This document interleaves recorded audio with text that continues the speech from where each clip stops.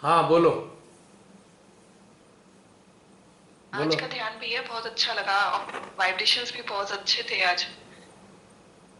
न हम्म। आज सहस्त्रार पे जो चक्रास थे ना, उनमें काफी खिंचाव हो रहा था हम्म। और आनंद आनंद था काफी। और शुरू में तो थोड़े विचार आ रहे थे, जैसे पिछली बार भी आ रहे थे मुझे, हम्म। पर पहले से लग रहा है कि थोड़ा फर्क पड़ा है मतलब। हम्म। और थोड़ा डिटैचमेंट भी है पहले से। हम्म। जैसे पहले अटैच हो जाती थी मैं, मतलब काफी जगह पे, मतलब अपने पेरेंट्स से, और काफी जगह पे अटैच थी मैं। हम्म। तो अब मैं अपने घर में काफी रिलेटिव से डिटैच हो गई हूँ मतलब। मुझे फीलिंग आती है काफी। मतलब एक दिन क्या हुआ कि मेरे आपने जैसे बताया है कि बैक की साइड आती है, जैसे जो भी कैचिंग आती है हमें, डिटैच हो जाते हैं तो हम अपने रिलेटिव्स के ऊपर, जैसे कभी अटेंशन गया है तो हाँ, तो स्पाइन पे बैक हमारी साइड बैक आएगा। साइड। हाँ। तो मुझे बड़ा अच्छा लगा ये, मतलब एकदम से मेरे को फील हुआ जैसे किसी पे मेरा अटेंशन गया, अपने रिलेटिव पे। पहले वो मुझे बहुत दुख देता था, जैसे वो रिलेशन मुझे दुख देता था, पर फिर बाद में मुझे जब बहुत अच्छा सा लगा, मतलब मुझे बैक साइड में जैसे आया एकदम, तो मैंने कहा अरे यहाँ तो मैं डिटैच हो गई हूँ, तब भी मुझे अफेक्ट नहीं कर रहा है वो बिल्कुल रिलेशन बिल्कुल जैसे बिल्कुल मुझे। बिल्कुल। और हाँ, और ना अब जैसे पहले मुझे जिस रिलेशन में अच्छा लगता था, अब उसमें मतलब मेरे को लगता है कि मतलब पहले अटैच थी तो अब डिटैच हो गई हूँ, तो उनके साथ बात करने में इतना अच्छा नहीं लगता जितना पहले लगता था। अब बोझ सा लगता है, जैसे लगता नहीं कि मतलब बात करूं, मन नहीं करता ज्यादा। मतलब जैसे बस एक फॉर्मेलिटी सी हो रही है, जैसे सुनती रहती हूँ, कुछ बात समझ में भी नहीं आती है, जैसे ऐसा लगता है कि जा रहा है ऊपर, बस बस फॉर्मेलिटी सी हो रही है भैया, बस लगता है। तो मैं सोच रही थी आज भी क्यों हो रहा है ऐसा, मतलब कई बार तो मैं मना कर देती हूँ कि मैं सो रही हूँ ऐसे। और तो मतलब ये लगता है कि पता नहीं मैं गलत तो नहीं कर रही, पर मतलब ये नॉर्मल प्रोसेस है, तो मुझे पता नहीं था ये इस टाइप से। देखो, हमारे भीतर में ना अपने आप ही इंस्टिंक्ट आती है कि किससे मिलना है या नहीं मिलना है। और बेटर यही है कि हमारे अंदर की जो अंदरूनी हृदय की जो इंस्टिंक्ट है, अगर हम उसके हिसाब से चलेंगे तो हमारे निर्णय सही होंगे, गलत नहीं होंगे। तो उसमें सुकून शांति भी ये होती तो है। है भैया। सुकून शांति मिलती है इस चीज़ में। वरना उलझन, परेशानी, यदि हम अपनी माइंड की हिसाब से चलते हैं तो हम अपने लिए 10 प्रॉब्लम खड़ी कर लेते हैं। और हृदय के हिसाब से चलते हैं तो आसपास कोई प्रॉब्लम भटकती भी नहीं है, क्योंकि हृदय सब जानता है और जो मन है वो कुछ नहीं पहचानता है। उसके पास पहचान नहीं है और हृदय के पास असत्य की जान नहीं है। हृदय असत्य नहीं जानता और मन सत्य नहीं पहचानता, तो दोनों अपोजिट हैं। समझ रहे हो? कुछ लोगों की कंपनी जैसे लगती है, जो ज्यादा जेलसी करते हैं, पता नहीं लगती थी पहले कि मतलब क्यों नहीं अच्छा लगता उनकी कंपनी में बैठना। जैसे कोई रिलेटिव आ गया, घर में मेहमान आ गया, और वो बहुत ज्यादा मतलब जेलस है हमसे, हमें तो पता नहीं कि वो जेलस है या फिर उनके अंदर क्या एक भावनाएं मिनट हैं। रुकना, एक पर मिनट मतलब एक मिनट रुकना, बैटरी डाउन हो गई है। देखो, होता क्या है कि मान लीजिए कोई आपका नज़दीकी आया, आपके सामने तो बहुत अच्छा व्यवहार कर रहा है, बहुत मीठी मीठी बातें, और आपके जाते ही बैक बाइटिंग शुरू, जेलस, जेलस हो गया, बैक बाइटिंग कर रहा है। तो वो तो सोच रहा है कि इन्हें नहीं पता, पर हमारा जो सिस्टम है अब वो एक्टिवेटेड है, जागृत है, और हमारे अंदर के देवता भी जागृत हैं। तो हमारे देवता हमें बता देते हैं ना कि भाई वो सही नहीं है। और वो कैसे बताते हैं? हमारे अंदर अरुचि पैदा होती है, सफोकेशन पैदा होता है। तो इससे हमें वो बता रहे हैं कि भाई ये बंदा सही नहीं है, दूर हो जाओ। भले ही वो उसने छुपा के कुछ भी कर लिया हो, पर हमारे से कुछ छुपेगा नहीं, सिस्टम से कुछ नहीं छुपने का। कुंडली सहस्त्रार पे है, कुंडली मुक्त है, कुंडली तो हर चीज कैच कर रही है ना। सत्य सत्य को कैच कर लेती है ना कुंडली, और हृदय को सप्लाई करती है। इंफॉर्मेशन कुंडली से मिलती है और हृदय उस पर कार्यान्वित करता है। जो सूचनाएं हृदय को मिल रही हैं कुंडली से, उस पर वो काम कर रहा है, और उसी हिसाब से हमारे अंदर अनुभूतियां पैदा करता है, अनुभूतियां पैदा करने लगता है। सेंसिटिविटी, हम सेंसिटिव होते हैं ट्रुथ के लिए।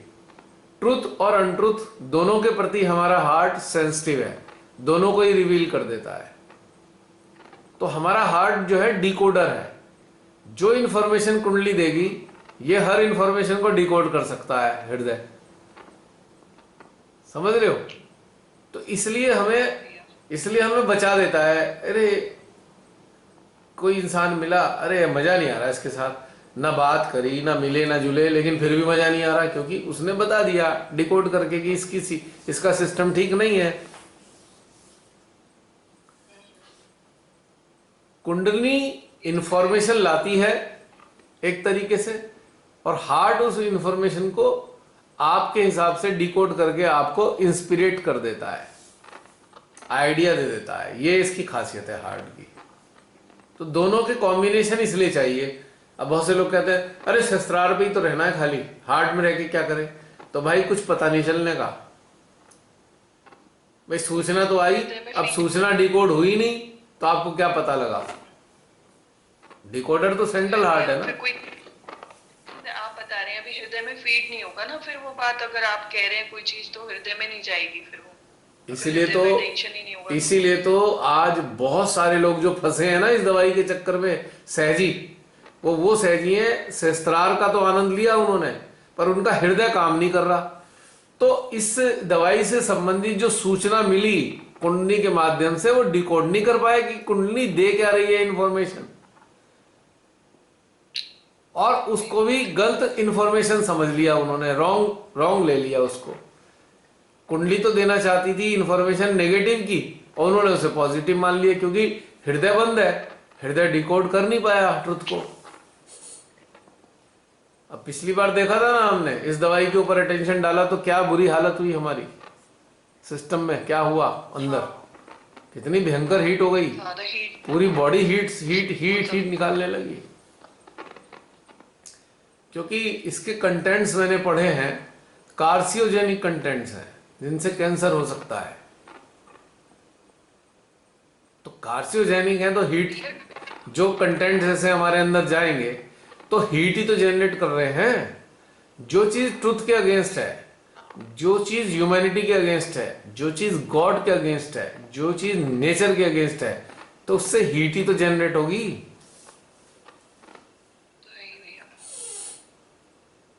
मानते नहीं है लोग भैया, जैसे किसी रिलेटिव को कहा मत लेना तो बोल रहे हैं कि हमने ले लिए। अब तो ये है, अब तो हम कहते हैं कि भाई ले ली, अच्छा भाई आपकी मर्जी, खुश रहो। मेरे से बहुत पीछे पड़ जाते हैं, मेरे से पीछे पड़ जाएंगे, आप बताओ क्या हमें ले ना ले। मैंने कहा मैं नहीं बता सकता ये बात। बोले क्यों? मैं कहा भाई देखो आपकी मर्जी है, स्वतंत्र इच्छा है, मैं इसमें कुछ नहीं कह सकता, फिर भी कुछ बताओ। तो मैंने एक सिंपल सी चीज बताई, अगर आपको ये डर लग रहा है आपको संक्रमण ना हो जाए तो भैया ले लो, और नहीं डर लग रहा है तो मत लो, सीधी कहानी है नहीं बात सही? भैया अगर तुम्हें लेनी थी और आपको बहुत डर लग रहा है कि इससे लेने से मैं बच जाऊंगा, तो आप ले लो, क्योंकि अगर आप नहीं लोगे तो आपका डर ही आपको निपटा देगा। अब लेके कुछ दिन तो चल जाएगा काम, वरना डर तो कुछ दिन निकाल भी नहीं पाएगा आपके, इतना डर बैठ जाएगा कि हमें कुछ ना हो जाए, कुछ ना हो जाए, कुछ ना हो जाए। वही डर आपको पहले ही निपटा देगा। इसका असर तो कुछ सालों में होगा, उसका तो तुरंत होना शुरू हो जाएगा डर का असर। तो भाई ले डालो। और जो नहीं डर रहे हैं और जो नहीं डरते हैं उन्हें किसी चक्कर में फंसना नहीं चाहिए, शांत बैठे रहे, विटनेस स्टेज में साक्षी होकर देखें कि सारा ड्रामा क्या हो रहा है, और धीरे धीरे आपके सामने सारी परतें खुल जाएंगी, सारी सच्चाई सामने आ जाएगी।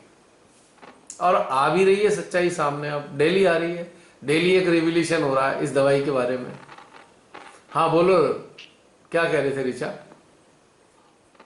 भैया आज ना जैसे सुबह मेडिटेशन किया तो उसके बाद जैसे मैं बीच में थोड़ा काम के लिए रुकना पड़ा मुझे, तो एकदम से आंखों के अंधेरा छा गया। तो क्या ये कुछ मेडिटेशन में कुछ ऐसा होता है या फिर वैसे ही था? मेडिटेशन से कोई लेना देना नहीं अंधेरा छाने का। आपकी कोई फिजिकल प्रॉब्लम होगी, वीकनेस होगी। ऐसा होता है कई बार हम बैठे हुए हैं, बिस्तर पे लेटे हैं या बैठे हैं, अचानक उठते हैं ना तो बीपी डिप कर जाता है नीचे, बीपी अचानक डिप कर जाता है, और बीपी के डिप करने से कई बार अंधेरा सा दिखाई देता है। ये एक कॉमन फिनोमेना है। अच्छा। हाँ, तो सडनली उठने की जगह ना धीरे से उठो, थोड़ी देर बैठो, आधा मिनट दो, उसके बाद खड़े हो, तो ये चक्कर पक्कर नहीं आएंगे, अंधेरा नहीं होएगा। क्योंकि पहली बार ऐसा हुआ तो मैंने कहा भैया क्योंकि अभी हम लेटे हुए हैं, आराम से लेटे हैं, सडनली खड़े हो गए, तो ब्रेन वाले रीजन में जो है ना ब्लड नहीं पहुंचा, ब्लड पहुंच ही नहीं पाया ब्रेन में, एक झटके से डाउन हो गया, या तो ब्रेन का काम क्या है कि हमारे को मेंटेन करता है सारी, तो अचानक से वो डार्कनेस फील होने लगती है या चक्कर आ जाते हैं। बीपी का वेरिएशन है, सडन राइजिंग से बीपी वेरिएट कर जाता है। और एक बात और बता दूं काम की सबके लिए, जब भी कभी हम स्नान करने जाएं, स्नान करने के बाद बाहर आके पानी जरूर पिएं, क्योंकि उसमें बीपी में वेरिएशन आता है स्नान करने के टाइम पे। और अगर सादा पानी पी लेंगे नॉर्मल तापमान का तो बीपी बैलेंस हो जाएगा। आधा गिलास पानी पी लेना चाहिए, आधा गिलास एक गिलास नहाने के तुरंत बाद, तो इससे लाभ होता है। एक्चुअली बचपन की बात अलग होती है, 35-40 साल के बाद में बिस्तर से एक झटके में नहीं उठना चाहिए। उठो, थोड़ी देर बैठो, एक पाँव टच करो, अर्थ करो बॉडी उसका, एक फुट जो है अर्थ करो, और फिर उसके बाद उठो। तो ये जो बहुत सारे जो बूढ़े लोग होते हैं, अचानक से रात को उठेंगे, वॉशरूम चले जाएंगे, वहां पे पता लगा ब्रेन का स्ट्रोक आता है और पैरालिटिक हो जाते हैं या ब्रेन हेमरेज हो जाता है। क्योंकि अचानक से उठने से ना बीपी शूट कर जाता है और कई बार डिप हो जाता है, दोनों ही कांड, कई बार तो तेज भी हो जाएगा और डिप भी हो जाएगा, दोनों ही कहानी हो जाती है, और दोनों ही ब्रेन के लिए घातक है। तो this should be taken care. हाँ, और बताओ रिचा। बस भैया बस यही पूछना था, कुछ नहीं। हो गया? तो भैया मेरा हम्म, ये मेरा भी एक क्वेश्चन है। जी बहन। पहले जसलीन बोलेगी। जसलीन आप पहले पूछ लो। आप पूछ लो दीदी। भैया आपने अभी कहा ना कि हमें पता है कि कुंडली में भी सूचनाएं होती हैं, तो भैया कुंडली रिसीव करती है ना एटमॉस्फेयर इंफॉर्मेशन। कुंडली के पास जो सूचना है वो सूचनाएं स्पिरिचुअल है, भगवान की सूचना है, आदि शक्ति की सूचना है, देवी देवताओं की सूचना है। लेकिन जो चारों तरफ से भी सूचनाएं ग्रहण करती है ना कुंडली, उसकी डिकोडिंग होती है। मतलब हर प्रकार की सूचना कुंडली के पास होती है, आ जाती है, ऐसे समझ लीजिए। वो एक रिसीवर है और रिलेयर भी है, दोनों काम होते हैं उससे, रिसीव भी करती है, रिले भी करती है। लेकिन इन सारी सूचनाओं की डिकोडिंग सेंट्रल हार्ट करता है। वो मनुष्य की भाषा में, इनके पास तो सिग्नल्स की भाषा है, they use signals, kundali use signals energy के फॉर्म में, हार्ट रिसीव सिग्नल्स एनर्जी के फॉर्म में, then our heart decodes every signal and express you in the form of words, inspirations, denial, acceptance, ये सब हार्ट का काम है। डिकोडर है ना, ये डिकोड करता है सिग्नल्स को और इजी लैंग्वेज में हमें अंदर से प्रेरणा दे देता है।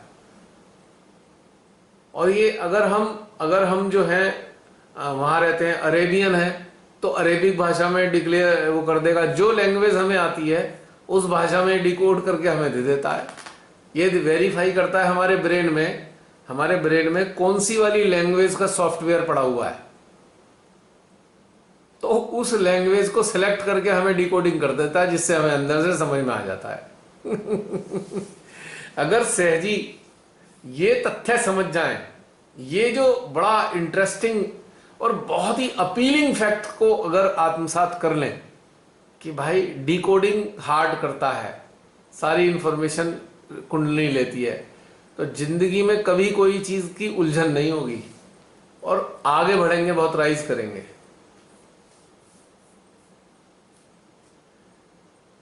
20.5 साल पहले ये हृदय में शिमाताई ने एहसास करा दिया था कि सेंट्रल हार्ट सहस्त्रार को कनेक्टेड होना चाहिए। 20.5 साल पहले करा दिया था उन्होंने एहसास ये। बल्कि 20.5 साल क्यों, शिमाताई जो चरणों में लाई उनके 2-3 महीने बाद ये उन्होंने रहस्य खोल दिया था मेरे सामने।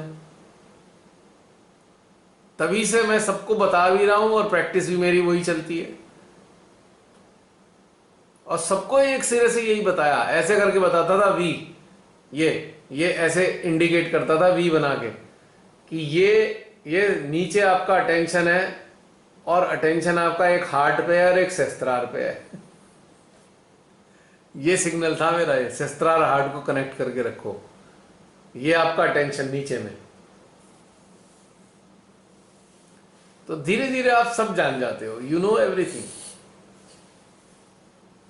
लोग कहते हैं ना ये अंतर्यामी हो गए। अंतर्यामी का मतलब क्या, जो सिग्नल्स आ रहे हैं उसको डिकोडिंग करके हार्ट बता रहा है और आप उसे समझ रहे हो, बस सिंपल सी बात है।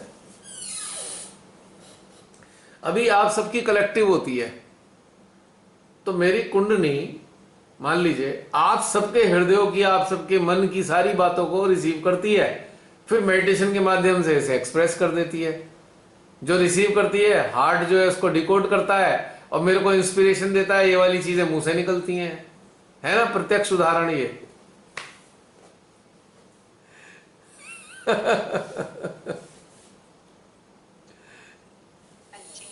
ये बिल्कुल प्रत्यक्ष हो रहा है। कितने अब आप देख ही रहे हैं, पिछले 1 साल से 15 अप्रैल से तो ये हो ही रहा है।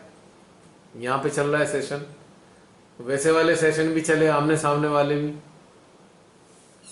लेकिन सब में एक चीज कॉमन है। हाँ क्या बोल रही हो? हमेशा से यही तो देख रहे हैं, spontaneity. This spontaneity generates through our central heart और कुंडलनी।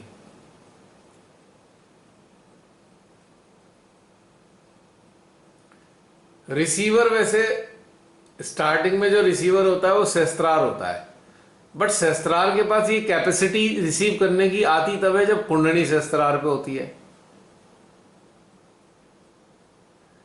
अल्टीमेटली हम ये कह सकते हैं कुंडली receives everything and then it's channelized to our sahasrara and sahasrara channelized to our central heart। हम इसे इस तरीके से भी कह सकते हैं।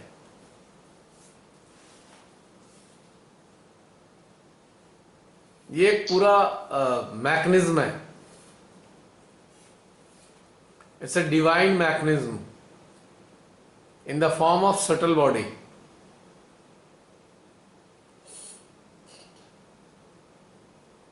हाँ बोलो जसलीन, कुछ कह रहे थे?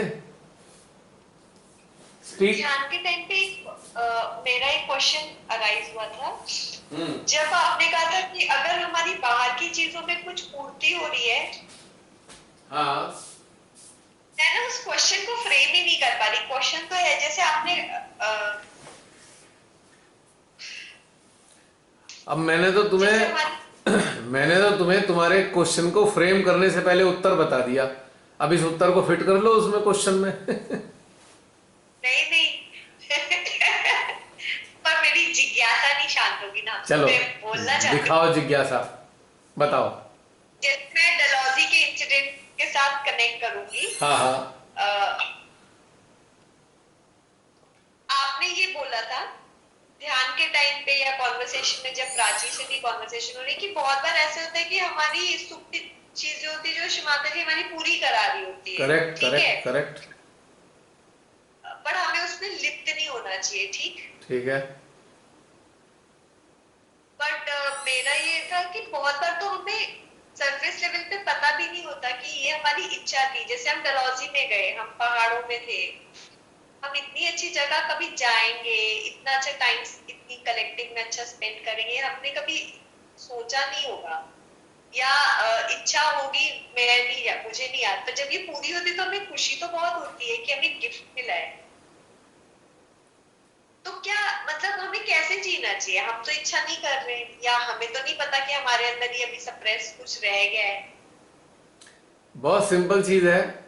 देखो, हमारे कॉन्शियस माइंड में ही तो नहीं पता हमें कि हमें नहीं, हमें कॉन्शियस माइंड में हमारी कोई इच्छा नहीं है, लेकिन सबकॉन्शियस माइंड तो इच्छाओं का पूरा अड्डा है।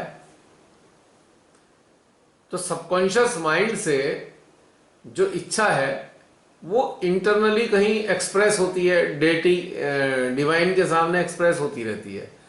जो इच्छाएं अप्रोप्रिएट होती हैं, सही होती हैं, प्रो नेचर होती हैं, या जिसमें आपका अहित नहीं होता, तो व्यवस्था हो जाती है उनकी पूर्ति होने की। कॉन्शियस माइंड में ही तो आपने इच्छा नहीं करी, लेकिन सबकॉन्शियस माइंड में तो ये इच्छाओं का पूरा अंबार लगा हुआ है। करना होगा। ओके। तो और वो उसमें तो हम कुछ ना। सबकॉन्शियस माइंड में वो इच्छाएं पड़ी हुई हैं जो लास्ट साइकिल, बर्थ साइकिल्स की रह गई हैं। रह गई जो चीज फुलफिल नहीं हो पाई, सबसाइड होके पड़ी हुई है। लेकिन डिवाइन तो उन्हें भी जानते हैं ना कि ये इसकी रह गई थी, और उन्हें लगा चल इसमें तो कोई इसका नुकसान नहीं है, पूरी करा दो। तो हमने वो पूरी कर ली। लेकिन हम अगर बुरी तरह अटैच हो गए, अब अटैचमेंट कैसे है? मान लीजिए तुम खजियार गए, तुम्हें बड़ा अच्छा लगा, बड़ा मजा आया, अब चिपक हो गई, भाई खजियार में ही रहती हूँ मैं तो, अब कहीं नहीं जाती, मैं तो खजियार में ही रहूंगी, तो ये चिपक हो गई। यहाँ अपनी आपने यात्रा को ब्लॉक कर दिया, आप रुक गए यहाँ पे कि भाई अब मैं कहीं नहीं जाऊंगी, मुझे तो अच्छा है, मैं तो यहीं रहूंगी। डिवाइन आपको कहीं और भेजना चाहते हैं, पर यहाँ आप अटैच हो गए, आप अपनी इच्छा में लिप्त हो गए। तो this is fatal, this is fatal for the growth. और ये अटैचमेंट हमको रिडीम्शन की स्थिति नहीं आने देते। We cannot be redeemed with all such things, inclinations and attachments. And redemption is very necessary in living state. मरने के बाद रिडीम्शन नहीं मिलता है, रिडीम्शन मिलता ही जीवित अवस्था में है, और फुल कॉन्शियसनेस होनी चाहिए। बेहोशी में नहीं मिलता, कोमा में नहीं मिलता। जैसे बेहोशी हम खाना में, खा रहे हैं तो हमारा हमें लगता है ना अब हमारा पेट भर गया। बेहोशी और कोमा में कुंडली सहस्त्रार पे आ सकती है, किसी के एनर्जी फील्ड के कारण कुंडली सहस्त्रार पे रह सकती है, किसी के एनर्जी फील्ड के कारण नाभि में फंसी हुई कुंडली भी पार हो सकती है। ये सब तुम्हारे सामने घटनाक्रम आ चुका है, लेकिन रिडेम्पशन नहीं मिलेगा।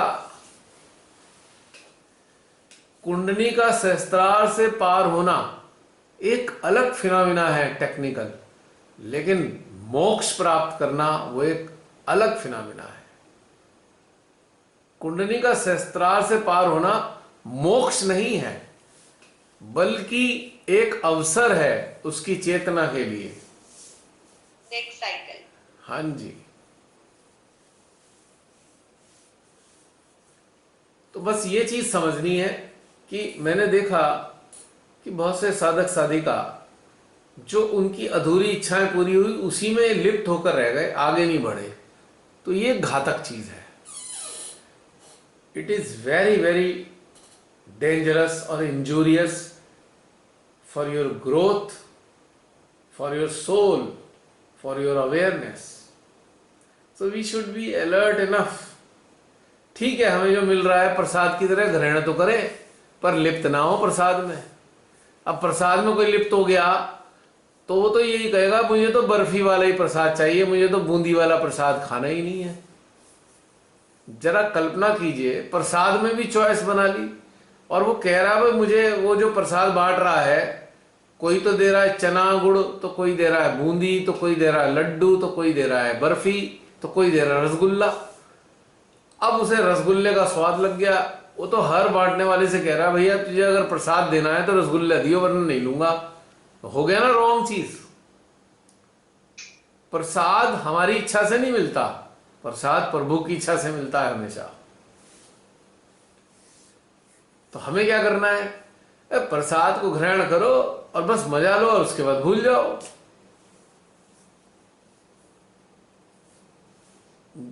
और जो प्रसाद में लिप्त हुआ तो उसका कांड ही हो गया, बच नहीं सकता कोई भी कांड होने से।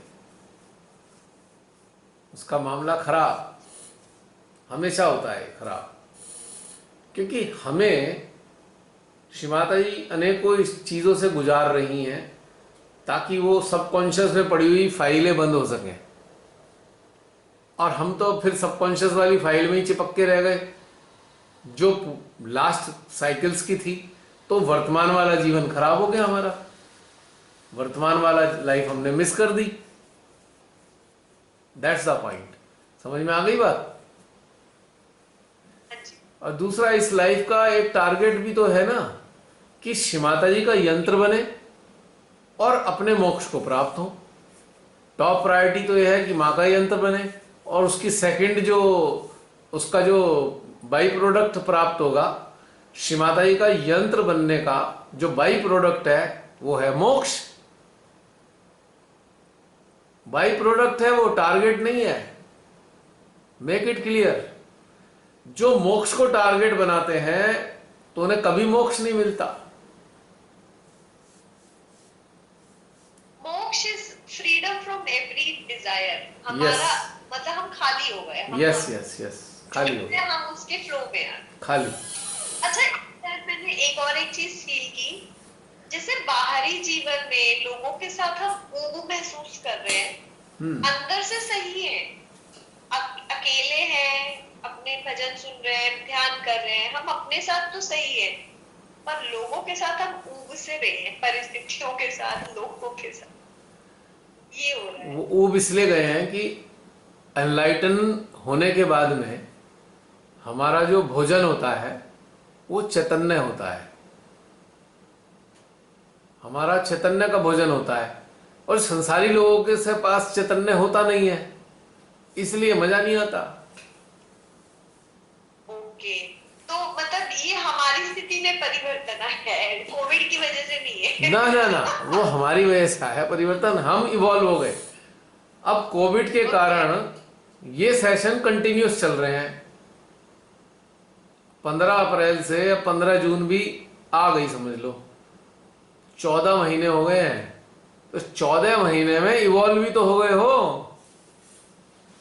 हाँ, नहीं मतलब अंडरस्टैंड कर रही हूँ कि हम इवॉल्व हो गए। हमें लगा कि माहौल इतना खराब हो गया, शायद इसलिए ऐसा महसूस हो रहा है। हमारा इवॉल्वमेंट होता जा रहा है, जिसके कारण सारा माहौल बेकार लग रहा है। हाँ, ऐसा लग रहा है, ऊब सी आ रही है। और अपने साथ अच्छा लग रहा है, कभी गाना भी सुन रहे हैं, बात कर रहे हैं फ्रेंड्स के साथ, अच्छा लग रहा है, अकेले अच्छा लग रहा है, भजन में अच्छा लग रहा है। यही तो बात समझ में आ गई होगी अब। यही तो हकीकत है। We are evolving, we are attaining different kinds of stages, different kinds of states of evolvement. बाकी लोग तो जहां के तहां ही हैं, लेकिन हम ही तो इवॉल्व हो रहे हैं लगातार। हाँ जी।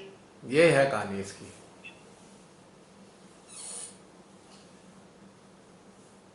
हमारी डिग्रीज बढ़ जाती है एवोल्यूशन के साथ। जैसे 6 महीने पहले देखते थे तो हम डिफरेंस फील कर रहे थे, इवॉल्व हो गए। 1 साल पहले देख रहे थे, हाँ इवॉल्व हो रहे हैं। 2019 में जब वर्कशॉप्स कर रहे थे तो लग रहा था इवॉल्व हो गए। अब ये लग रहा है, उस समय भी लग रहा था आज हम बेटर ही है डेफिनेटली, बट डिग्रीज बढ़ती है। और involvement is just like absorbing different chapters of any book. Chapters हैं इवॉल्वमेंट की, तो स्टेजेस अलग अलग है इवॉल्वमेंट की, लेवल अलग अलग है इवॉल्वमेंट का। तो एक के बाद एक चैप्टर खत्म हो रहे हैं इवॉल्वमेंट के, और वो चीज़ हम फील कर रहे हैं, और उसका जो आफ्टर इफेक्ट हमारे अवेयरनेस और कॉन्शियसनेस पे आ रहा है। और कॉन्शियसनेस और अवेयरनेस जब अपग्रेड हो रही है तो हमारा परसेप्शन भी चेंज हो रहा है दुनिया को देखने का, अपने प्रति भी परसेप्शन चेंज हो रहा है। तो we are feeling changes in our perceptions too, we are transforming every day, we are transforming every day. That's why we are feeling change. तो अलर्ट रहने वाली बात खाली 2 है। पहली चीज, किसी चीज से अटैच नहीं होना। दूसरी चीज, प्रायोरिटी हमें अपने जीवन में जो लोग हैं, एनलाइटेंड पर्सन की प्रायोरिटी होनी चाहिए हमारी, क्योंकि उसी से हमारा कल्याण होना है। और ये व्यवस्था श्री माता जी ने की है कि हमारे संपर्क में एनलाइटेंड पर्सन ही आएंगे। और अगर साधारण आएंगे, वो आएंगे हमारे प्रारब्ध के कारण। ट्रांजेक्शनरी बॉडी है वो, एक ट्रांजैक्शन को खत्म करने के लिए आएंगे। और हम ट्रांजैक्शन वालों के साथ अगर इन्वॉल्व हो गए तो गए हम, भैंस गई पानी में।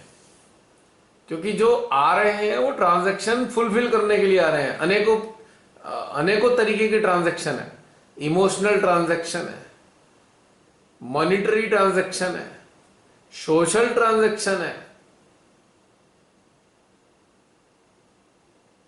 तो वो तो ट्रांजैक्शन को परमेश्वर जी ने मौका दिया है इसे एंड करने का, कि जो फाइलें खुली हुई थी लास्ट बर्थ में, उन फाइलों को बंद कर दो।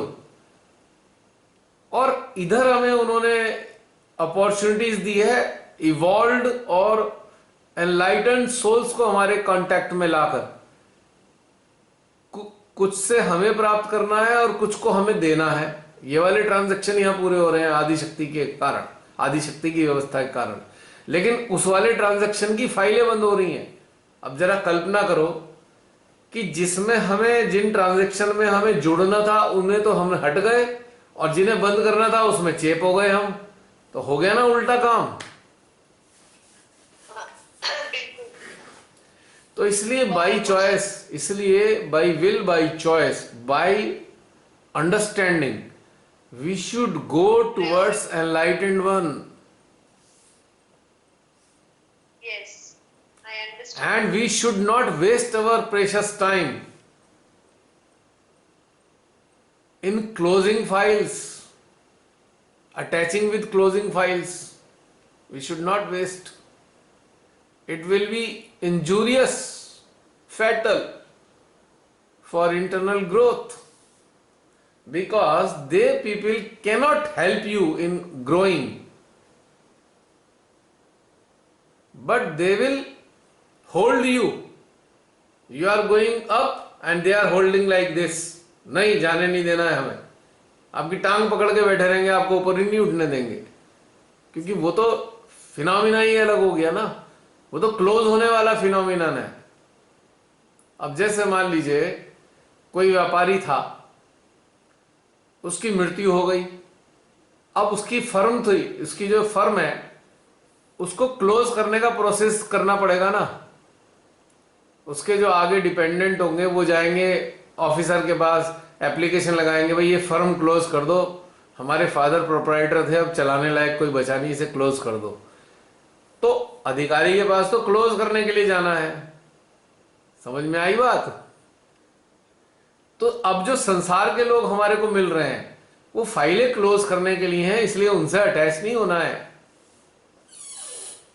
ये पॉइंट की बात थी जो मैंने पहले भी बताई थी, और इसे इलेबोरेटेडली हम बातचीत कर रहे हैं इसमें। जो एनलाइटेंड सोल मिले हैं, जो एनलाइटेंड सोल मिले हैं, वो श्री माता जी ने व्यवस्था की है हमारे लिए,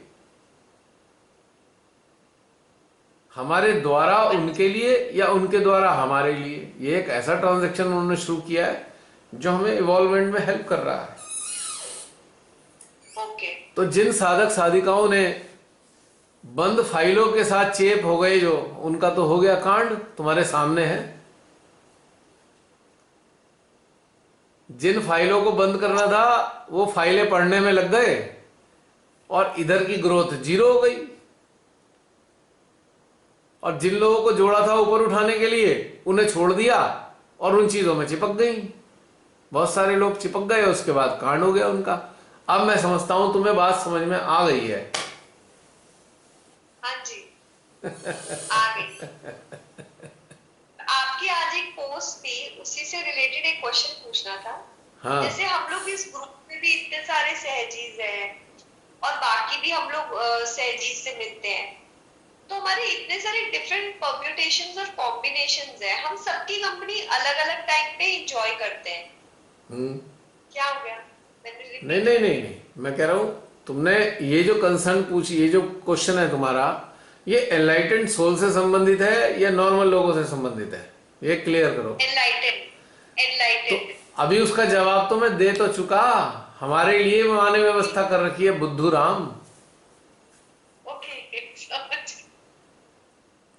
तुम्हारी बुद्धि कहाँ चली गई? खिसक के एंकल में चली गई कि नीज में पहुंच गई? बताओ जरा। अभी वही वाली बातें तो बता रहा हूं मैं। इन्हें कई बार रिपीट किया कि एनलाइटेंड सोल को हमारे लिए रखा है श्री माता जी ने। या टच करके देखना, नीज को टच करना, यहां तो नहीं है बुद्धि? या एंकल को टच करके देखो। आप कह रहे थे, मैं कर ही लेती हूँ।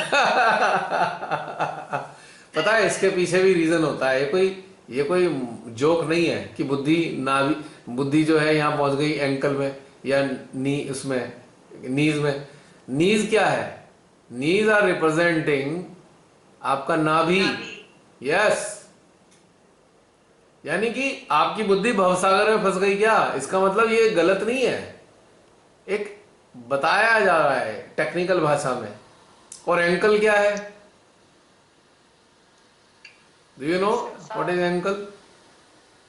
संसार हमारा।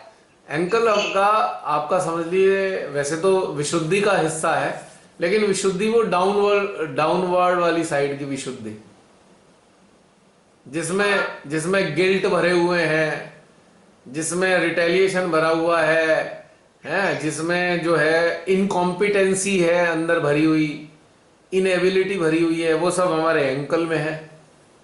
तो हमारी बुद्धि वहां एंकल में चली गई, इनके ट्रैप में फंस गई। इसलिए कहा जाता है कि टखने में चली गई कि घुटने में चली गई। तो ये कोई गाली नहीं है, ये कोई मतलब एक तरीके से जोक भी नहीं है। ये टेक्निकल रीजन है इसके पीछे कि भाई तुम भवसागर में फंस गए हो या गिल्ट में फंस गए हो।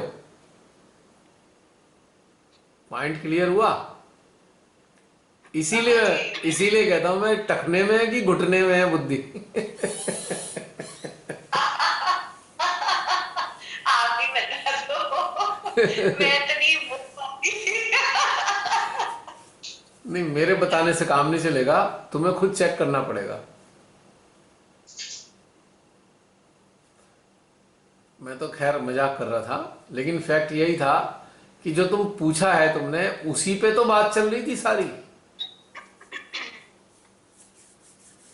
मेरी तो डिजायर वाले पे बात चली थी ना, कि हमारी इच्छाएं होती हैं, वो वाली चीजें थी दैट्स ओके, सरफेस। वो तो बात समझ में आ गई। तुमने जो कहा ना कि अभी इतनी सारी सोल्स हमारे कांटेक्ट में आती हैं, एनलाइटेंड सोल्स, वो क्यों आती हैं, तो उसका जवाब तो मैं 2-3 बार दे चुका। मेरे यही था, मतलब हम सब जैसे ये आंसर भी है, जैसे हम सबको टाइम टू टाइम इंजॉय करते हैं। जैसे मैंने कभी रमनी दीदी से बात की, मुझे अच्छा लगा, या उनके साथ मुझे कुछ नया सीखने मिला। ऐसे करके हम डिफरेंट डिफरेंट टाइम्स पे डिफरेंट डिफरेंट लोगों के साथ हमें अलग एक रैपो होता है, हमारा एक अलग कनेक्ट होता है।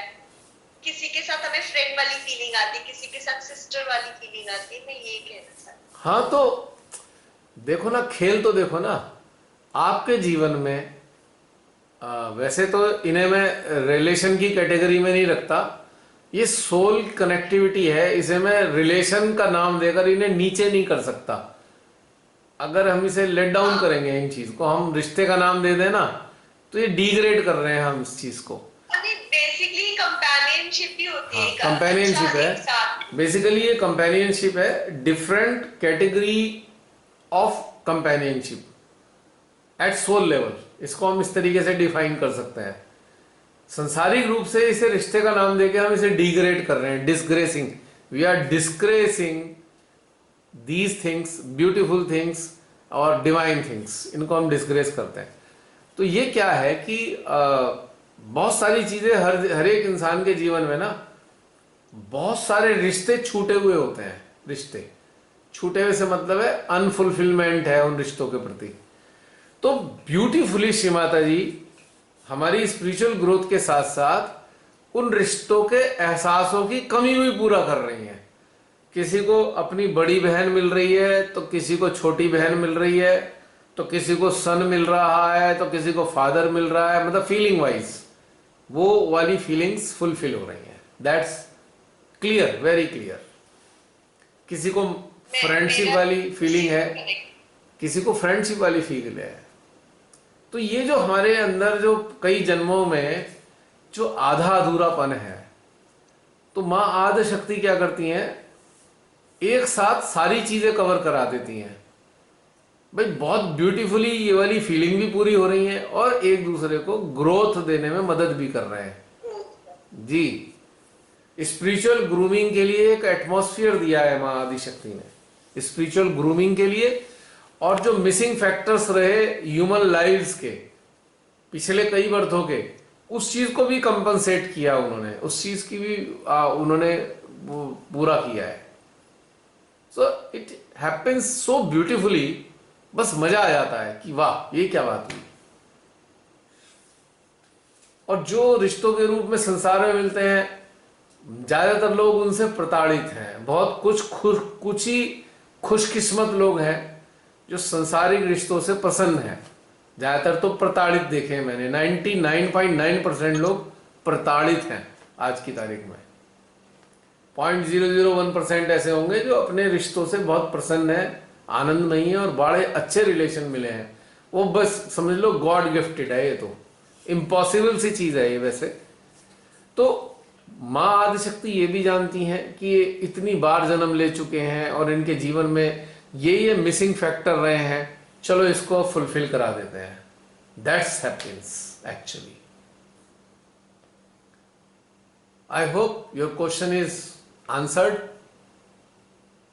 Yes, thank you for your patience. No, no, no.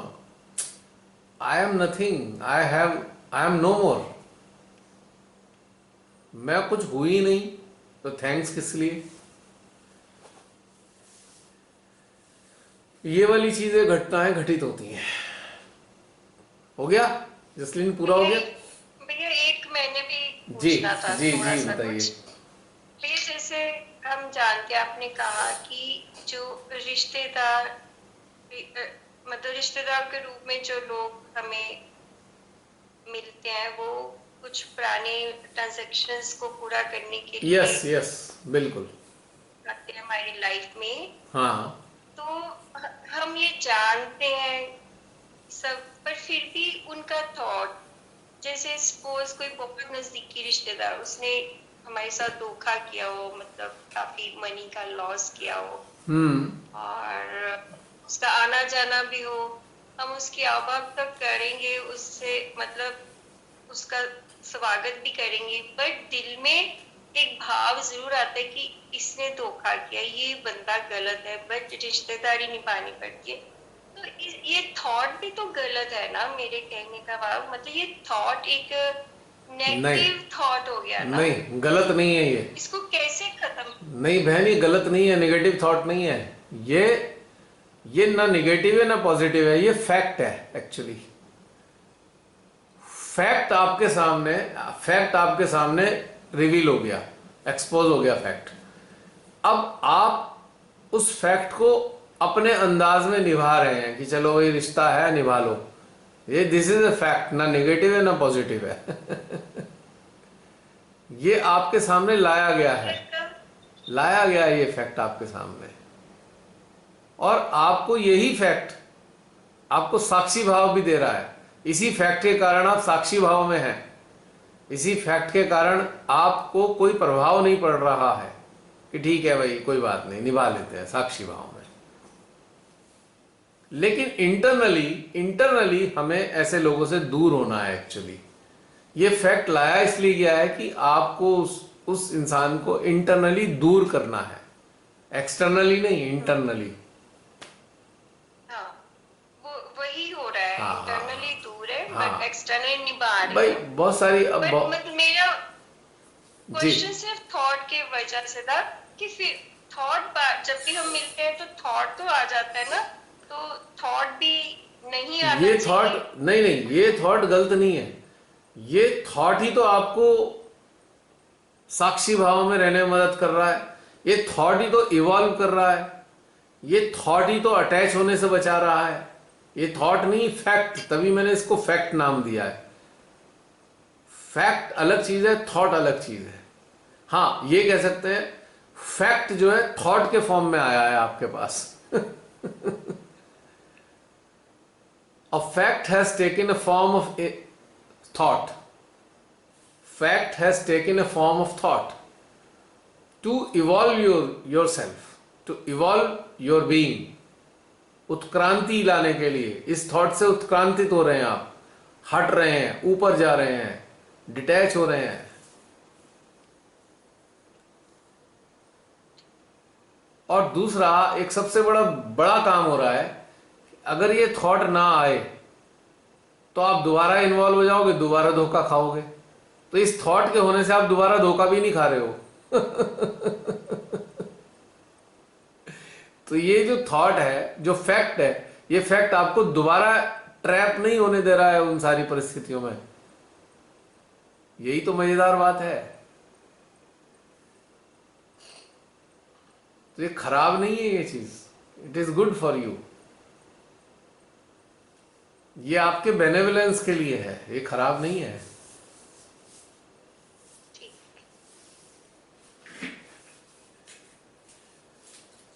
Clear हो गया बहन?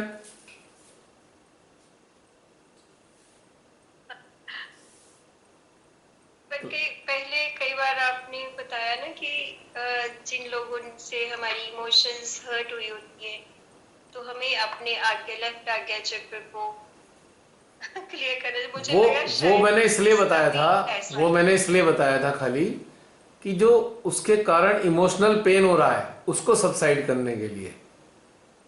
भाई इसका जो रिएक्शन आ रहा है, इस थॉट का रिएक्शन हमारे इमोशंस पे आ रहा है, इमोशन हमें पेन दे रहे हैं, तो उस पेन को न्यूट्रलाइज करने के लिए बताया था कि उस पे एनर्जी दे दो।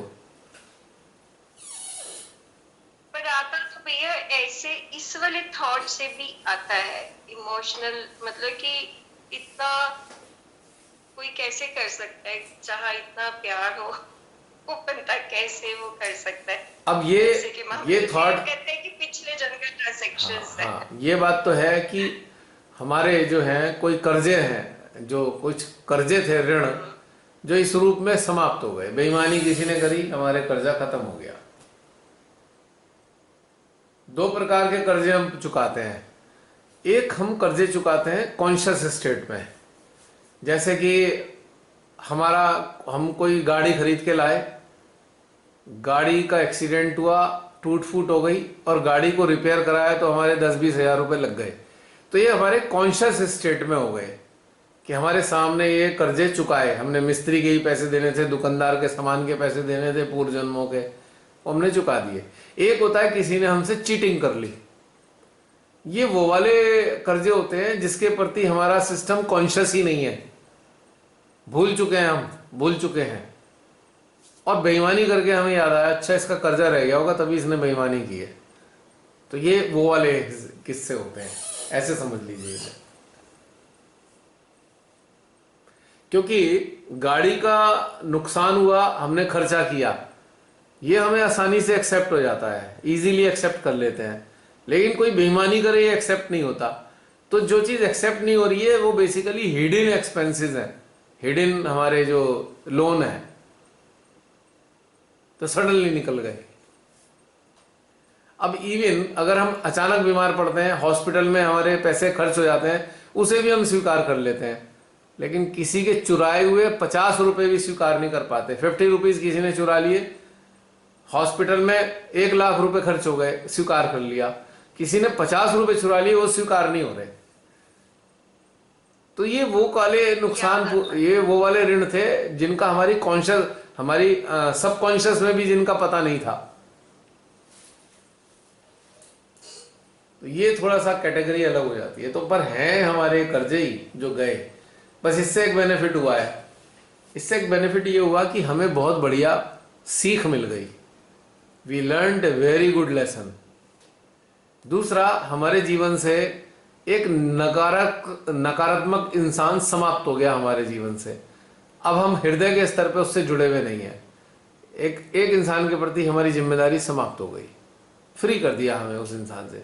मैं तो कहता हूं, आओ लोगों बेईमानी करो, मुझे मुक्त करो नैतिक जिम्मेदारियों से। बिल्कुल सही कह रहे हो। आपकी नैतिक जिम्मेदारी खत्म हो गई ना। कई बार कोई पैसे मांगता है मैं कहता जी 20,000 रुपये चाहिए। मैं कहता हूँ भाई मेरे पे 5,000 रुपये हैं, मान लो, तो मैं 5,000 रुपये दे के उससे कभी वापस नहीं मांगता। तो उसकी इंटेंशन तो देने की थी नहीं, तो ना तो 5,000 के लिए आता और मेरी जान छूट जाती है, मेरे 15,000 बच जाते हैं।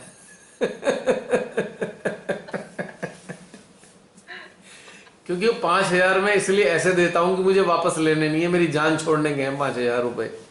वरना अगर उसने पैसे सारे वापस कर दिए तो फिर अगली बार वो 50,000 मांगेगा, उसे 50 वापस करने के बाद फिर 1,00,000 मांगेगा, तो मेरी जान आफत में हो गई।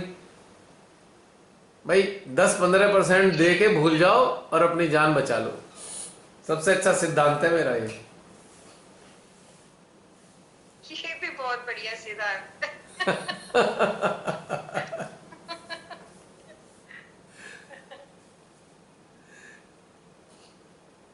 क्योंकि जिसकी नीयत ठीक नहीं है ना बहन, उसे तो ये है ना कि 20 मांगे हैं, अगर 2,000 भी दे दे तो भी 2,000 रुपये उसके लिए बहुत है। तो आपके 18,000 रुपये बच जाते हैं इस चक्कर में, ना वो देने आता और ना आप उससे मांगते। जान छूट गई।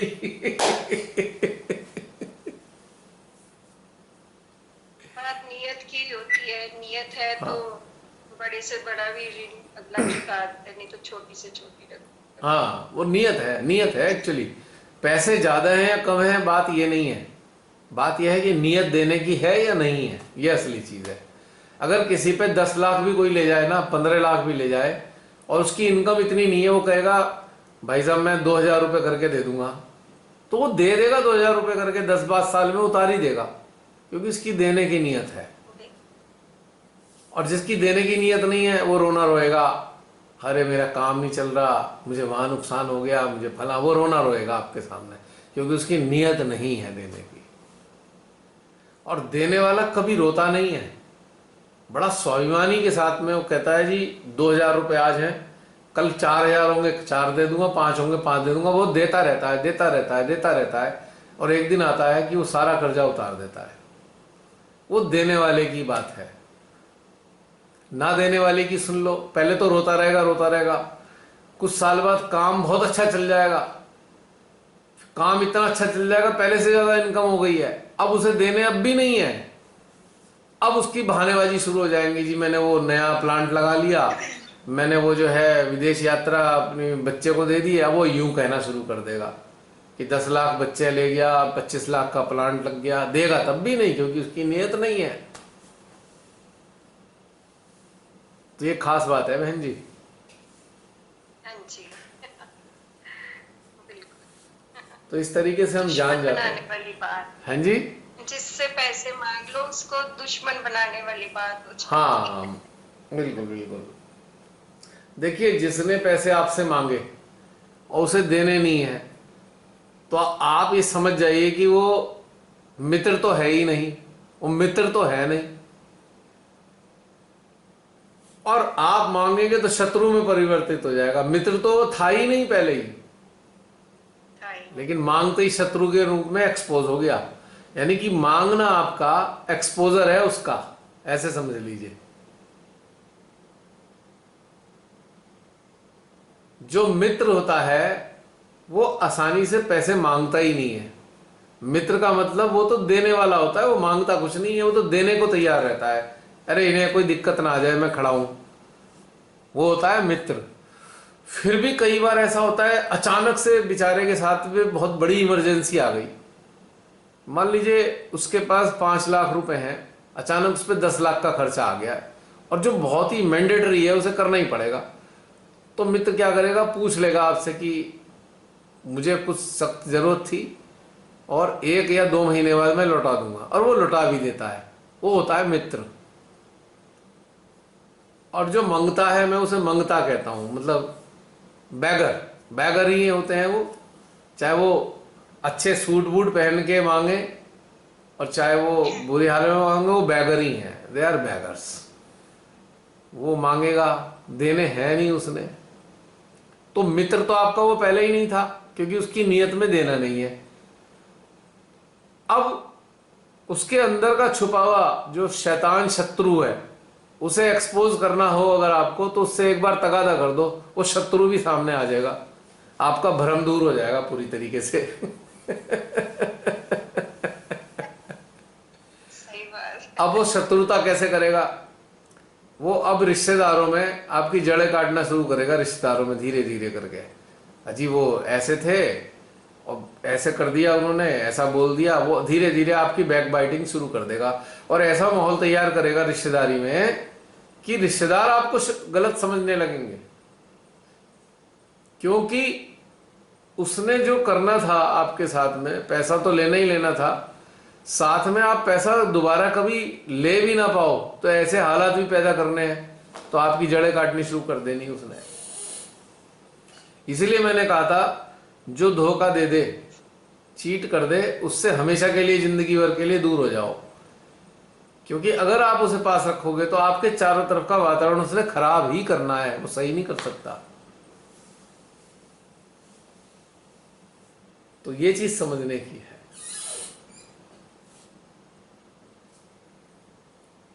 अपना तो एक ही उसूल है, जो प्रकृति, परमात्मा, मानवता के खिलाफ गया उससे सदा के लिए, फॉर एवर के लिए बिग क्रॉस। महीना 2 महीने नहीं, फॉर एवर। पूरे खानदान में लोग मेरे को जानते हैं इस बात से कि मैं ऐसा ही हूं। किसी ने मेरे साथ गलत किया ना हो, अगर किसी और के साथ भी कर दिया तो भी बिग क्रॉस।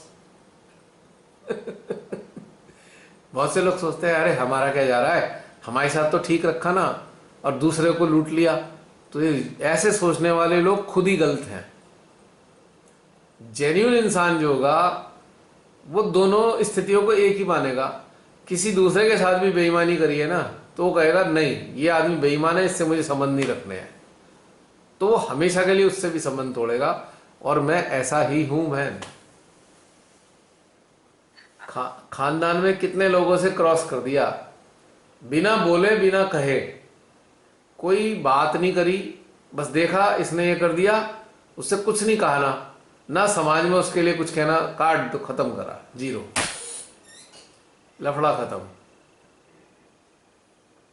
होना तो ऐसे ही चाहिए भैया। मेरा तो ऐसे ही है बहन। मैं तो कहता हूं कि मेरे जीवन में एक भी ना रहे कोई नजदीक तो मैं तो बहुत सुखी महसूस करूंगा। ऐसे घटिया लोगों को साथ रह के करूंगा क्या मैं? भाई शक्ल दिखाने के लिए थोड़ी है कि हाँ भाई गिनती बढ़ानी है। हम जब जीते, हमारा जन्म अकेले होता है और हम मरते अकेले हैं, तो किस लिए भीड़ जुटानी? सबसे बड़ा फैक्ट है ये। और काय की रिश्तेदारी निभानी? अपना तो ये है, अगर कोई ऐसा इंसान है और आपके घर में कोई फंक्शन है तो उसे तो बुलाओ मत कभी भी। ऐसे मनहूस आदमियों को बुला के करोगे भी क्या जो आपके शत्रु हैं? किसके लिए बुलाएंगे? मतलब रिश्तेदारी किस लिए, समाज के लिए किस लिए? वाय जो आपके शुभ मुहूर्त में आकर, शुभ समय में जो ऐसा इंसान आएगा तो वो कभी भी शुभता तो नहीं फैला के जाएगा, नकारात्मकता ही फैलाएगा। तो ऐसे इंसान को बुला के भी क्या करना? बल्कि अगर उसके साथ के कुछ लोग अच्छे हैं तो अच्छे लोगों से कह के आना, भाई ये तुम्हारे लिए इनविटेशन है, उसके लिए इनविटेशन नहीं है, बुला मत देना उसे यहाँ पे, कभी साथ में ले आओ। बोलना चाहिए ऐसे में, मेरा तो मानना ये है। और सबसे सुंदर तो ये होता है जड़ी काट दो ना, तो उसमें फूल पत्ती लगेंगे ना उसकी ब्रांचेस बढ़ेंगी, जड़ से ही हटा दो उसे, खत्म जीवन से। जिंदगी का सुख का सूत्र है ये, जिंदगी का आनंद के साथ रहने का सूत्र क्या है? जितने भी प्रकृति, परमात्मा, मानवता के खिलाफ मनुष्य आपके संपर्क में है उनसे नाता हमेशा के लिए तोड़ लिया जाए। तो ये आनंददायी और सुखी जीवन का सिद्धांत है।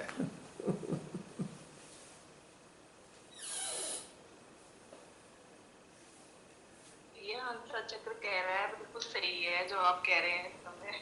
अच्छा चलो ठीक है, फिर तो सही है, पास हो गया हमसा चक्र हमारा।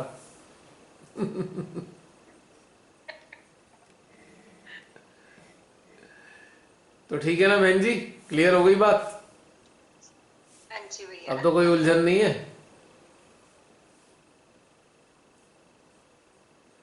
मुझे बस यही था कि वो थॉट बार बार आता है उस बंदे का, तो उससे भी तो फ्री होना चाहिए ना। थॉट इसलिए आता है, मतलब आपने कहा मैं थॉट से तो नहीं चिपक गई। थॉट इसलिए आता है कि कहीं ना कहीं इमोशनल अटैचमेंट रहा है, बस और कुछ नहीं है। ये थॉट उसी का एक आउटकम है, उसी की प्रतिक्रिया है। एक्चुअली क्या होता है, जिसे इंसान प्रेम करता है ना, और उससे अगर चोट पहुंचती है तो मुश्किल होता है थोड़ा भूलना इमोशनल लेवल पे। लेकिन यदि जो मैंने आपको बताया है इस सिद्धांत का पालन करेंगे तो बहुत आसान है दूर होना। सेकंड में दूर हो जाता है, सेकंड के अंदर ही, दिन महीने साल नहीं, एक सेकंड में खत्म। ऐसा लगता है दिल के अंदर एक बल्ब बुझ गया, खत्म, फ्यूज हो गया बल्ब, ऐसा होता है लिटरली। मेरे साथ तो ऐसे ही होता है, जैसे अंदर एक बल्ब बुझ गया, फ्यूज हो गया, मतलब बुझा नहीं, फ्यूज हो गया, चलो निकाल के फेंको इस बल्ब को, बेकार हो गया ये, ऐसा होता है मेरे साथ तो। ऐसा करके थॉट खत्म हो सकता है, ऐसा करने से थॉट भी खत्म हो जाएगा। भाई मैंने कहा ना, जड़ ही खत्म कर दी, हमेशा से। जड़ खत्म, जीरो। मुझे ऐसी फीलिंग आती है जैसे तुम ऐसे निकले हो इस लेवल पे, हटो फिर ये वाला मतलब। हाँ वही बात है ना, कैसे ही समझ लो हाँ। इस बात को, कैसे भी समझ सकते हो आप इस बात को।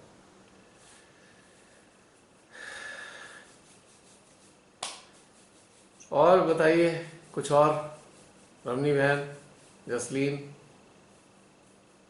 आज तो बहुत कुछ अच्छा अच्छा सुना है, हमेशा ही सुनते हैं।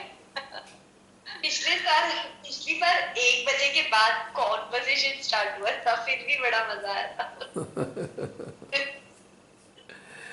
अब ये तो उनकी मर्जी है, वो क्या बात कराएंगे क्या नहीं कराएंगे, है ना। हाँ जी।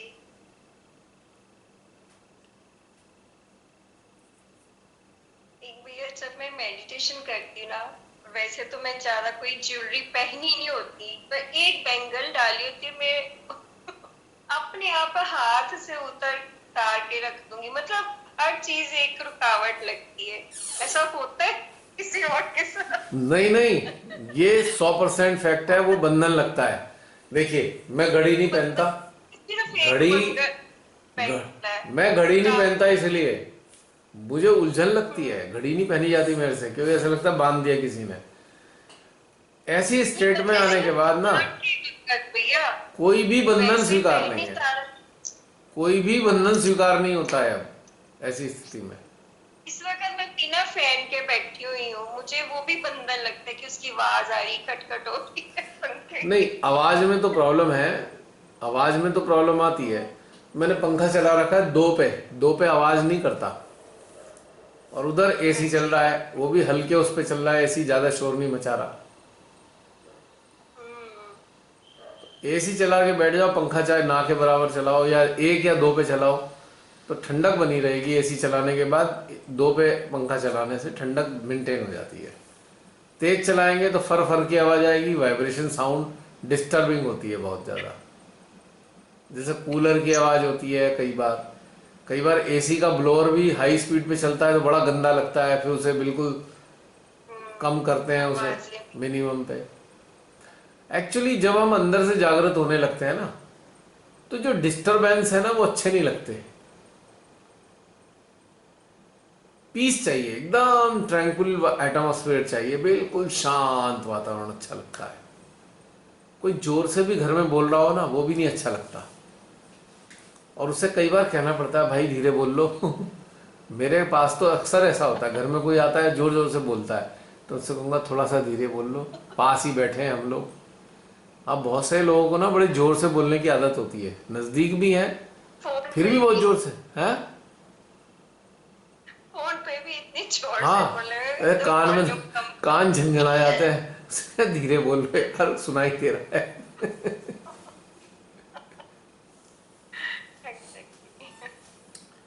क्योंकि भैया, आपका जो इनर सिस्टम है ना बहुत शांत हो जाता है, तो आपको शांति अच्छी लगती है, शांत वातावरण अच्छा लगता है। शांत स्थान अच्छे जी। लगते हैं। ये भी इवॉल्व होने की पहचान है। You are growing, that's why you are feeling like this.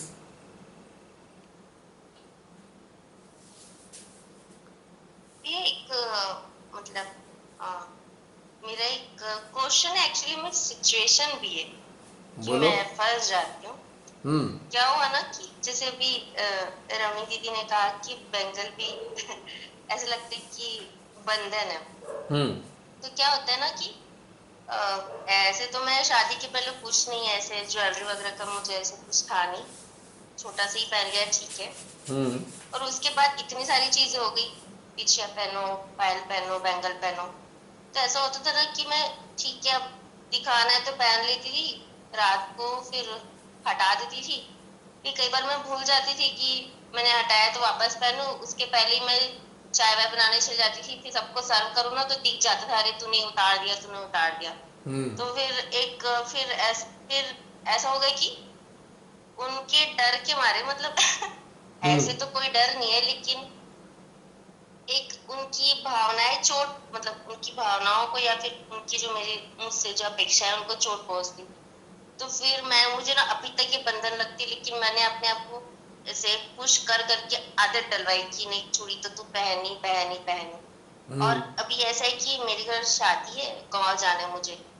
तो अब कई दिनों से चल रहे हैं यार, पैर पिछड़ा तो पीछे तो मुझे पहनना ही होगा नहीं तो कोई देखेगा तो फिर ऐसे ही बात बनाने लगते हैं। तो कुछ ऐसी चीजें होती है ना कि बंधन के मतलब मुझे ऐसे निभानी पड़ती है और मुझे अच्छी नहीं लगती वो। कोई बात तो नहीं। क्या वो नहीं नहीं, कोई बात नहीं। देखो, हम्म, घर के सदस्य होते हैं ना, अगर उनको ऐसा लगेगा कि आप पहन नहीं रहे, दे फील स्केयर्ड, डर जाएंगे वो। उन्हें लगेगा कोई अशुभ ना हो जाए, अनिष्ट ना हो जाए, तो कोई बात नहीं, पहन लेना चाहिए। किसी की खुशी की खातिर कोई बुराई नहीं है इसमें। आप अपने लिए नहीं पहन रहे ना, आप उनकी संतुष्टि के लिए हाँ पहन रहे हो, दैट इज नॉट बैड। क्योंकि मैंने देखा है जो रिचुअलिस्टिक लोग होते हैं ना, वो बहुत स्केयर्ड हो जाते हैं, भयभीत हो जाते हैं कि तुम्हारा अनिष्ट ना हो जाए कोई। तो ये चीज है। हम्म कोई बात नहीं, दूसरे को, अब हमें कोई कष्ट थोड़ी देना है अपने साथ के लोगों को, जो जैसे खुश रहे। हाँ मैंने पिछली बार नहीं कहा था, हाँ। तो मतलब मैंने पिछली बार क्या कहा था कि स्थूल शरीर घर के लोगों को दे दो और आत्मा माँ को दे दो, मुक्त हो जाओ ये हाँ, इसको तो मैंने आत्मसात कर लिया है, मतलब कहीं ना कहीं ये और वाला पॉइंट तो मैं अगर डाल ही तुमने देती आत्मसात कर लिया है तो जिंदगी में कभी तुम्हें कोई दुखी नहीं करेगा, ना तुम दुखी रहोगी। है ना। बिल्कुल। चलो बढ़िया। इसे तो बोलते। भैया जैसे कि ये ऐसे तो मैंने एक बात और आत्मसात की कि डर परमात्मा की विरुद्ध है, ठीक है। अब मैं पहले बहुत डरा करती थी, मतलब छोटी छोटी बातों में कीड़ा ही देख लिया तो चीख निकल जाती थी मेरे मुंह से। अब ऐसा नहीं, अब क्या सडन में हो जाता है, मतलब हाँ देखा फिर तुरंत रियलाइज होता है कि अरे मैं क्यों डर रही। तो मैं ये सोच रही थी कि क्या मैं क्या मतलब जैसे कि ये चीजें भी एक हाँ, भावनाओं बोलो, ये, भावनाएं बोलो, ये या फिर एक डर भी है, मतलब तो ये डर वो वाला डर नहीं है ना, नहीं नहीं, मतलब ये वैसा वाला डर नहीं है। ये ना एक प्रकार का वितृष्णा वाला डर है कि बड़ा गिलगिला सा, घिनौना सा लगता है कीड़ा, है ना, कांटे वाले पैर होंगे। ये एक वैसा डर है जिसमें थोड़ी वितृष्णा मौजूद है।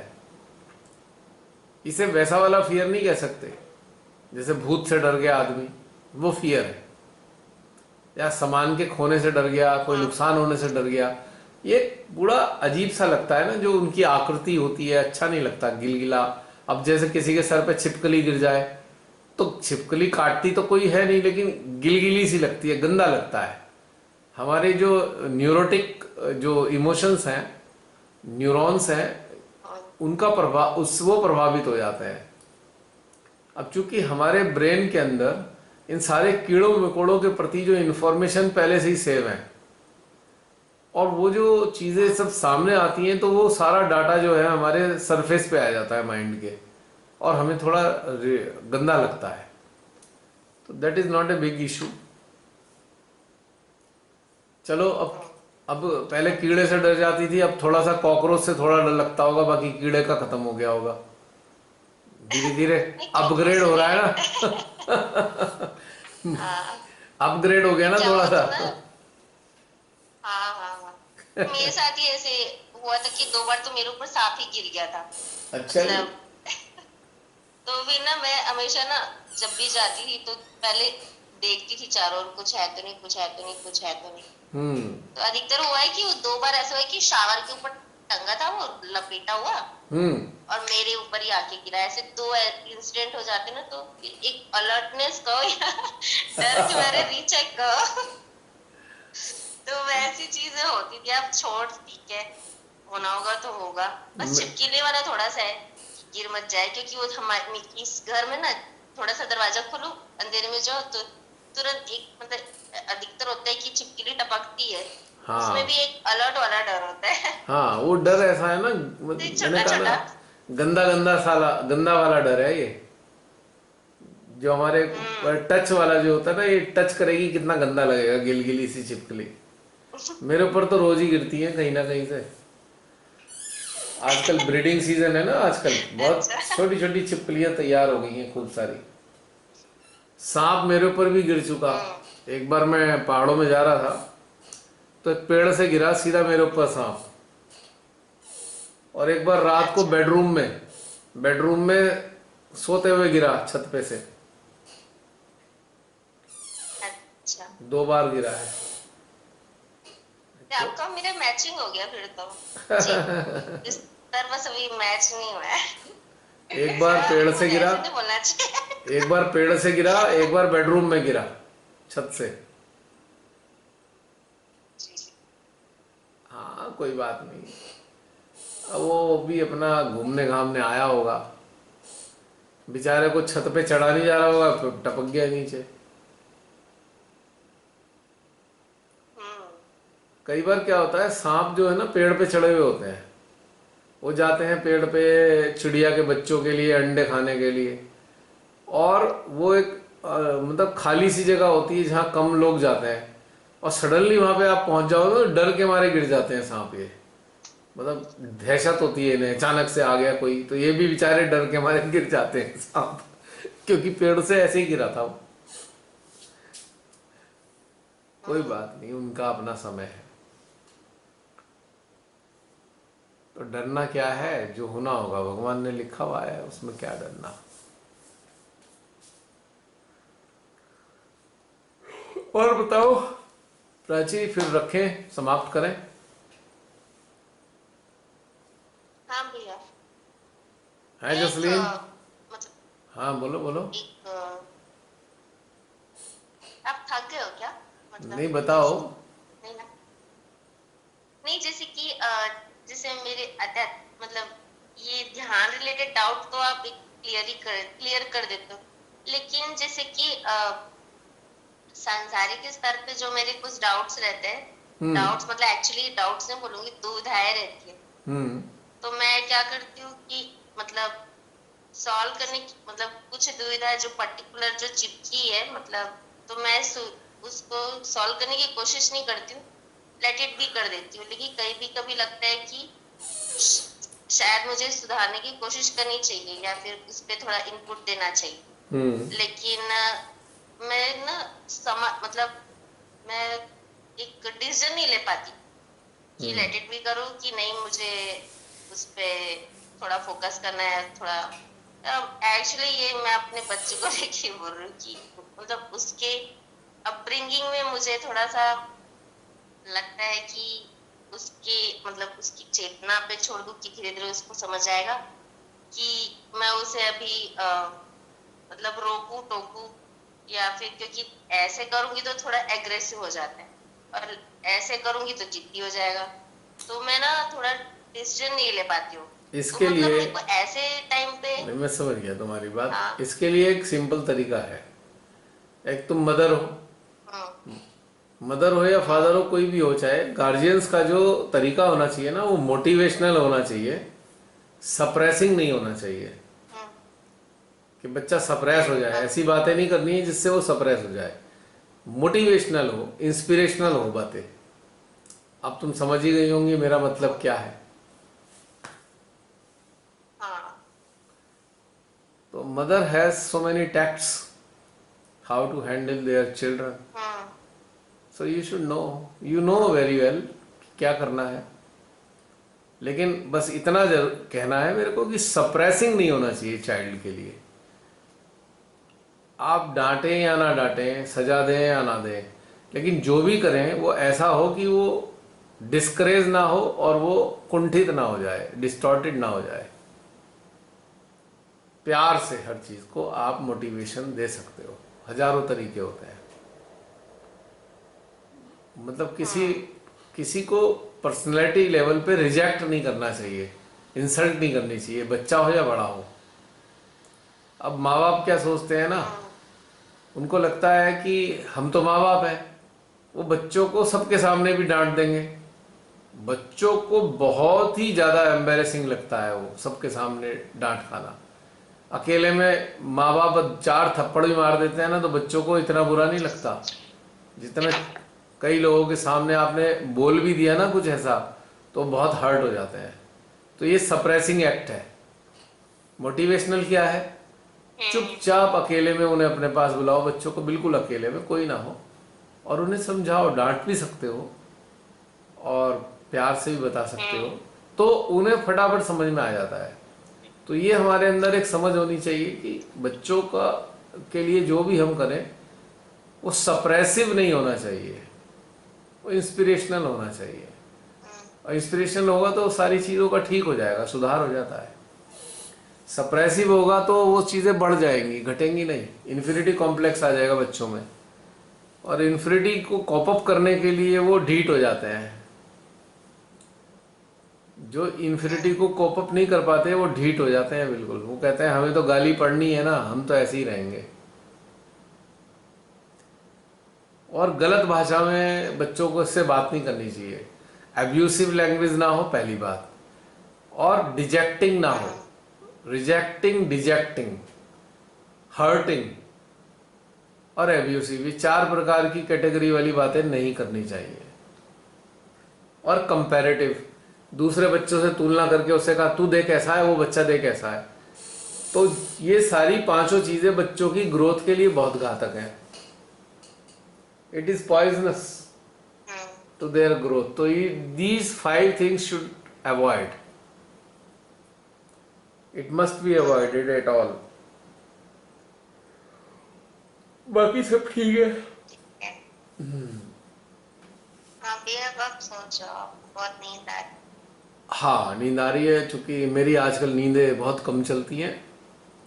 पिछले दिनों तो मैं बहुत कम सोया हूँ, 72 घंटे में मेरा 12 घंटे ही सोना हुआ। तो इस वक्त थोड़ा लग रहा है।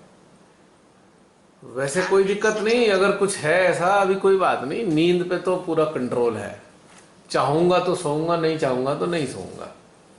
लेकिन बताओ, कुछ कहना हो तो, पूछना हो तो, किसी को भी। नहीं भैया, ऐसे निकालते रहे तो बहुत सारी हो जाएगी, फिर अगले सेशन में करते हैं।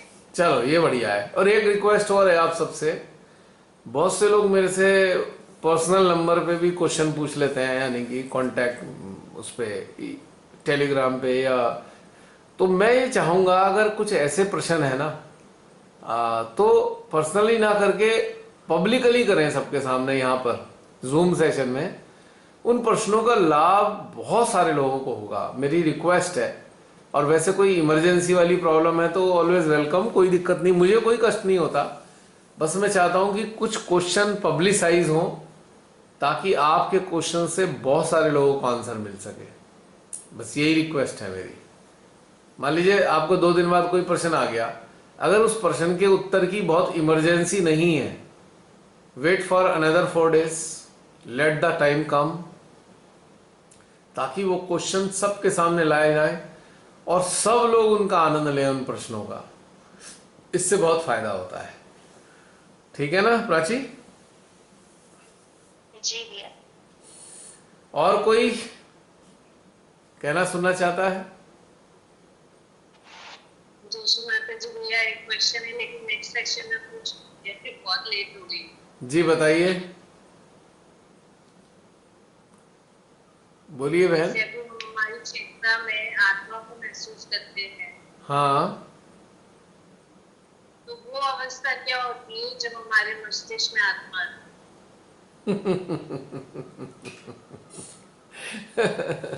आपके प्रश्न ने आपका खुद ही उत्तर दे दिया, आपने ध्यान ही नहीं दिया उस बात पे। आपने कहा कि जैसे हम अपनी चेतना में महसूस करते हैं। अब चेतना में जब आत्मा महसूस करते हो तो समझ लीजिए आपके आत्मा का ब्रेन में ही आना हो गया है ना। एक ही तो बात है ये। है? अच्छा, हम चेतन कहाँ से होते हैं? एक लेक्चर में है ये, माँ ने बताया हुआ है, जब हमारा मस्तिष्क पूरी तरह ज्योतिमय हो जाता है तब। इस पे आप बताइए कुछ। ये तो माँ की बात समझ ली आपने, लेकिन ये तो सुनी हुई बातें हैं, लेकिन उन सुनी हुई बातों को आप रियलाइज नहीं कर पाए, इसलिए आपको दोनों चीजें समझ नहीं आई, जबकि दोनों एक ही चीज है। हमारी चेतना में जब हम कोई माँ आत्मा को महसूस करते हैं तो उससे हमारा मस्तिष्क ही तो एनलाइटेंड होता है। खाली मस्तिष्क ही नहीं, एक एक सिस्टम का सटल एनर्जी सेंटर एनलाइटेंड होता है इससे, चेतना में लाने से। क्योंकि चेतना ही तो हमारी मास्टर है हमारे जीवन की। अब ये तो एक आपने सुनी हुई बात थी ना श्री माता जी की, तो आपने उसे तो याद रखा, पर जो आजकल हम लोग जो प्रैक्टिस कर रहे हैं उसका ध्यान नहीं दिया कि हम प्रैक्टिस क्या कर रहे हैं। हमारी प्रैक्टिस ही यही है कि आत्मा ब्रेन में आती है हमारे। अगर आत्मा ब्रेन में ना आती होती तो थॉट्स कैसे रुकते? थॉट्स रुक जाते हैं। अब केवल पता लगा आधा आधा एक एक घंटे तक हमारे कोई विचार ही नहीं है, हम उसमें डूबे हुए हैं, क्योंकि हमारा ब्रेन एनलाइटेंड हो रहा है। और उसकी जो प्रतिक्रिया है, ब्रेन के एनलाइटनमेंट की जो प्रतिक्रिया होती है वो ये होती है कि हमारी सोचें सकारात्मक हो जाती हैं। हमारा ब्रेन असत्य सत्य को डिटेक्ट कर पाता है। हमारा ब्रेन हमें वो बहुत सारी चीज़ों का एहसास दिलाता है या नई नई क्रिएटिविटी हमारे को प्रदान करता है। ये एनलाइटनमेंट ऑफ ब्रेन ही तो है। हम जान पाते हैं कि श्री माता जी के रास्ते को या उनके ज्ञान को किस किस तरीके से, कितने तरीकों से आगे बढ़ा सकते हैं। ये एनलाइटनमेंट ब्रेन के कारण ही तो होता है। हमारे अंदर ये इंटेलेक्ट आता है कि कौन सही है कौन गलत है, ये एनलाइटनमेंट ब्रेन के कारण ही तो होता है। हम अपनी एनर्जी को, अपने पावर्स को, अपने अटेंशन को एक्सपेंड कर पाते हैं, विस्तार कर पाते हैं उसका, ये ब्रेन के एनलाइटनमेंट के कारण ही तो होता है। अब देखिए कितनी चीजें एनलाइटनमेंट के कारण होती हैं, है ना? कितनी सारी चीजें इसमें शामिल हैं, शरीक हैं इसके अंदर। और जब से हमारे सेशन शुरू हुए हम सबके, उसका परिणाम ही यही है कि ब्रेन एनलाइटेंड हो रहा है। आत्मा हमारी जो है ब्रेन में जा रही है, तभी तो इसमें प्रकाश आ रहा है, तभी तो इसका विस्तार हो रहा है, तभी तो इसकी अंडरस्टैंडिंग डीप हो रही है, तभी तो डेप्थ बढ़ रही है बहन? पल्ले पड़ गया सीधी देखिए, आपने तो एक छोटी सी चीज पूछी थी, लेकिन कितनी सारी चीजें हो रही हैं ऑलरेडी जो हमारे ब्रेन में आत्मा जा रही है। ब्रेन में आत्मा जाने के कारण ही इतनी सारी चीजें हो रही हैं। पता है क्या करना चाहिए हम सबको? अब श्री माता जी के जो भी लेक्चर हम सुने या पढ़ें, वो खाली शाब्दिक रूप में ना समझें उन्हें, उन पे फोकस करें और एनर्जी को रिसीव करें। तो माँ के लेक्चर्स का जो मंतव्य है, जो असली जो मकसद है, मतलब है, वो हमें समझ में आ जाएगा तुरंत। और हम वैसे ही करते भैया, जैसे सुनते या कुछ जहाँ चेतना अटक जाती है फिर उसको ग्रहण करते हैं। नहीं, वो तो बात सही है, वो तो हमें आपस में बात करनी तो है। हम लोग यहाँ पे आपस में बात करने के लिए तो इकट्ठा होते हैं। पर मैं तो आपको टिप्स दे रहा था, टिप्स कि आगे से यदि माँ की बातों को सुनने की जगह उनकी एनर्जी को एब्जॉर्ब करेंगे ना आप, तो जो सुन रहे हैं उसका मतलब भी साथ साथ समझ में आता जाएगा, क्योंकि उनकी जो एनर्जी है उनके शब्दों में, वो हमें उनके शब्दों का मतलब समझने का सामर्थ्य प्रदान करती है। ये है असली बात। ठीक है बहन? ठीक है भैया। और कोई समाप्त करें, बैटरी भी खत्म होने वाली है, लास्ट बैटरी है। जसलीन, रमनी बहन, कुछ कहना तो पूछना तो नहीं है? अगर पूछना हो तो बैटरी लगाऊं? नई बैटरी लगा सकता हूं अगर कुछ पूछने को है। नहीं भैया, नेक्स्ट। समाप्त कर दें? ओके, जय श्री माता जी, मिलते हैं अगले हफ्ते। जय श्री जय श्री माता जी, जय श्री माता जी।